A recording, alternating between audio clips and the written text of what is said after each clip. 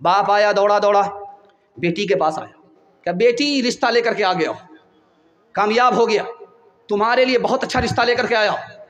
तो बेटी के कान खड़े हुए।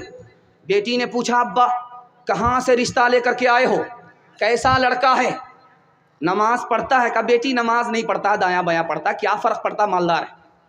का चेहरे पर दाढ़ी है, का दाढ़ी नहीं तो क्या फ़र्क पड़ता है, मुसलमान तो है। कहा कि अब्बा हुजूर सर पे टोपी है, का टोपी नहीं तो क्या फ़र्क पड़ता, मालदार तो है। बेटी ने सुन करके कहा कि अब्बा हुजूर मुझको ऐसा रिश्ता मंजूर नहीं है। तो बाप ने कहा, बेटी सोनार है, सोने की दुकान है, तुमको जेवर पहनाएगा। तो लड़की ने कहा, अब्बा हुजूर हमको सोना नहीं चाहिए, नबी की सुन्नत चाहिए। जो लड़का मुसलमान होकर के नबी की सुन्नत को चेहरे पर जिंदा नहीं कर सकता, जो नबी का लिहाज नहीं कर सकता, वो बीवी का लिहाज नहीं करेगा। अल्लाह सबको ऐसी होनहार बेटी अता फरमाए। तीसरी मिसाल लेकर के आ रहा हूं, ध्यान से सुनिएगा। आप देखेंगे औरत को जिसका बेटा ज्यादा काला होता है वो उसको ज्यादा साबुन लगाती है, 72 मरतबा साबुन लगाती है कि किसी तरह ये गोरा हो जाए। लेकिन वो साबुन तो काला हो जाता है लेकिन वो गोरा नहीं होता। लेकिन माँ की मोहब्बत है, उस काले कलोटे बेटे को वो चांद की तरह समझती है, अपना चांद समझती है, वो उसकी मोहब्बत है। लड़का दरवाजे पर दस्तक दे रहा, बाप निकल करके आया, देखा कि बिल्कुल काला कलोटा गुलाम है, खड़ा है। कहा, किस लिए आयो? क्या तेरी बेटी से रिश्ता मांगने के लिए आया। कहा, आईना में जरा चेहरा देखा है, मेरी बेटी से आ गया रिश्ता लेने के लिए। मेरी बेटी खूबसूरत है, तू बदसूरत है, मेरी बेटी आज़ाद है, तू गुलाम है, कैसे रिश्ता दे सकता हूँ, चलो वापिस हो जाओ। बेटी सुन रही थी, कहा, अब्बा हुजूर उसको वापिस मत करो, उसका रिश्ता मुझे मंजूर है। तो बाप ने कहा कि बेटी वो तो काला है, गुलाम है, तू सूरत वाली है और आजाद है, तेरा रिश्ता उससे कैसे हो। कहा, हुजूर आपने आने वाले को देखा, उसको जिसने भेजा है वो आने वाला तो काला है लेकिन जिसने उसको भेजा है वो कमली वाला है, मुझे ये रिश्ता मंजूर है। सुभान अल्लाह। एक बात तजर्बे की सुना रहा हूं, जिस दिन लड़की को दुल्हन बनाया जा रहा, बारात आने वाली होती है, तो लड़की बड़ी मायूस होती है। हालांकि नानी आकर के कहती है, मेरी बेटी कैसी चांद की तरह मालूम हो रही है। हालांकि दादी आकर के तारीफ करती है, बाप तारीफ कर रहा है, खानदान वाले तारीफ कर रहे हैं, लेकिन लड़की मायूस है।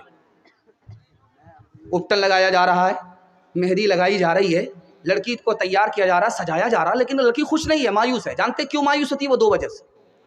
पहली वजह यह है कि जिस घर में उसने जवानी को देखा, अब उस घर को वो छोड़ करके जाने वाली है, माँ बाप से जुदा होने वाली है, एक तो इसका गम होता है। दूसरी वजह क्यों वो मायूस है जानते हैं? नानी तारीफ कर रही है, दादी तारीफ कर रही है, खानदान की औरत तारीफ कर रही है, वो खुश नहीं है। क्यों?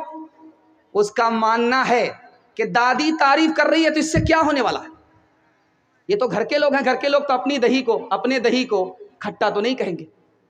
माँ तारीफ कर रही है तो क्या फर्क पड़ने वाला है। लड़की दरअसल मायूस इसलिए होती है कि मैं जिसके लिए दुल्हन बनाई जा रही हूं वो दुल्हा जब तारीफ करे तब मैं काबिल तारीफ। आखिरी मिसाल, पैगाम खत्म कर रहा हूं, सुनने के लिए आप लोग मुकम्मल तैयार है? दोनों हाथ उठा दीजिए इंशाअल्लाह। बीवी से पूछ करके माँ बाप को खर्चा देंगे, हाथ उठाइए इंशाअल्लाह।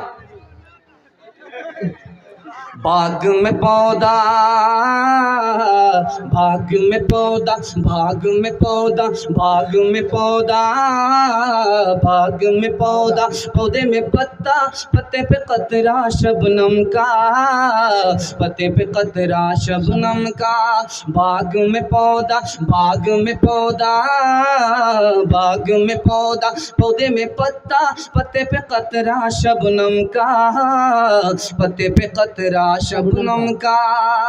आपने देखा होगा छोटे छोटे बच्चे को कच्चू के पत्ते पर पानी को अटका करके चांदी की तरह चमकता हुआ देख करके महसूस होते रहते, आप देखे होंगे। तो 55 साल का बूढ़ा सुबह सवेरे गुजर रहा था, मॉर्निंग वॉक कर रहा था, उसने देखा कि आसमान से जो शबनम टपकी वो पत्ते पर आकर के अटक गई है और चांदी की तरह चमकने लगी है। उस पर मिसरा बनाया उसने, बाग में पौधा, बाग में पौधा, पौधे में पत्ता, पत्ते पे कतरा शबनम का, पत्ते पे कतरा शबनम का। 7 साल की लड़की उसके साथ जा रही है बाप को नाश्ता पहुंचाने के लिए, हाथ में डलिया है और नाश्ते में आइटम क्या है? रोटी है, शलगम का टुकड़ा। बाप को नाश्ता पहुंचाने के लिए उस 55 साल के बूढ़े के साथ जा रही है। उसने जब मिसरा सुना तो बाप 55 साल के चचा से कहा कि चचा जान, आप दूसरा मिसरा तो लगा नहीं रहे हो, एक ही मिसरा पढ़ रहे हो। कहा बेटी एक ही मिसरा भी जहन में आया है, दूसरा मिसरा नहीं आया है। तो उस लड़की ने कहा कि चचा जान मुझको इजाज़त दे दो, मैं मिसरे का जोड़ा लगा देती हूँ। और वो बूढ़ा सर पकड़ करके बैठ गया, मैं 55 में आ गया, मिसरे का जोड़ा मिल नहीं रहा है, ये 55 में है, कैसे जोड़ा लगाएगी? तो उस लड़की ने देखा कि हैरत में है, तो कहा कि ठेकरे से घैला फूट जाता है, कौवे से ज़्यादा कौवे का बच्चा चालाक होता है। आप इजाज़त दे दो, मैं मिसरे का जोड़ा लगा देती हूँ। तो उस बूढ़े को गुस्सा आया, कहा कि ठीक है, मजाक कर रही है शायद, ठीक है तू मिसरे का जोड़ा लगा। तो लड़की ने कहा क्या इनाम दोगे? कहा जो इनाम मांगोगी वही इनाम दे दूंगा।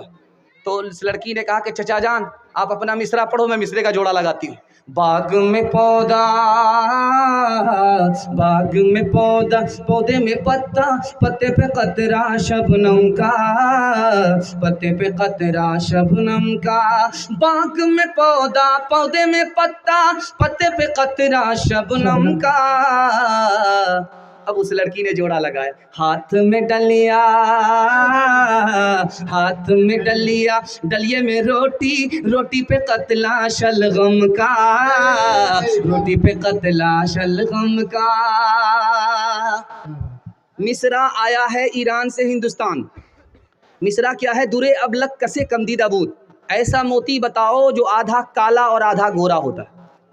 हिंदुस्तान के तमाम शायर का सर चकरा गया, मिसरे का जोड़ा है नहीं मिल रहा है। औरंगजेब बादशाह की बेटी थी, उसका नाम था ज़ैबुन्निसा। जुमा का दिन था, उस लड़की ने गुस्ल किया था, सुरमा लगा रही थी, सामने शीशा था, तो आँख ममीरा सुरमा जब आँख में लगा तो पड़पड़ा करके लगा, और पानी जो टपका तो चेहरे पर आया, उसको मिसरे का जोड़ा मिल गया। मगर अश्के बुताने सुरमे आलू, वो मोती जो आधा काला और आधा गोरा होता है, आँख का आंसू होता जिसमें सुरमा मिला हुआ। अब ये मिसरे का जोड़ा ईरान पहुँच गया। जो बादशाह कुर्सी पर बैठा हुआ था वो मारे खुशी के खड़ा हो गया। उसने फौरन खत लिखा, जिसने मेरे मिसरे का जोड़ा लगाया है उसको हिंदुस्तान से ईरान भेजो, मैं उसको गोद में बिठाऊंगा, सीने से लगाऊंगा, हाथ मिला करके उसको मुंह मांगा इनाम दूंगा। इस लड़की ने मिसरा लिखा, दर दर दर सखुन मखफी मनम चो बूए गुल दर बरगे गुल, दर सखुन मखफी मनम चूबूए गुल दर बरगे गुल, दर सखुन मखफी मनम चूबूए गुल दर बरगे गुल, हर के दीदन मैल दारद दर सखुन बीनद मुरा। इस लड़की ने जवाब लिखा कि मैंने जो मिसरे का जोड़ा लगाया, मैं औरत हूँ, मर्द नहीं हूँ। मेरी मिसाल गुलाब के उस पंखड़ी की तरह है जिसमें खुशबू छुपी हुई होती है। खुशबू को तलाश नहीं किया जाता है, सिर्फ पंखड़ी को देखा जाता है। मैं अजनबी औरत हूँ, तुमने मुझे इनाम लेने के लिए बुलाया है, तुम मुझे सीने से लगाओगे, गोद में बिठाओगे, हाथ मिलाओगे, मुझे दुनिया तो मिलेगी, मेरी आखिरत बर्बाद हो जाएगी। मैं इसी दुनिया को लात तो मार सकती हूँ, खुदा रसूल को नाराज़ नहीं कर सकती।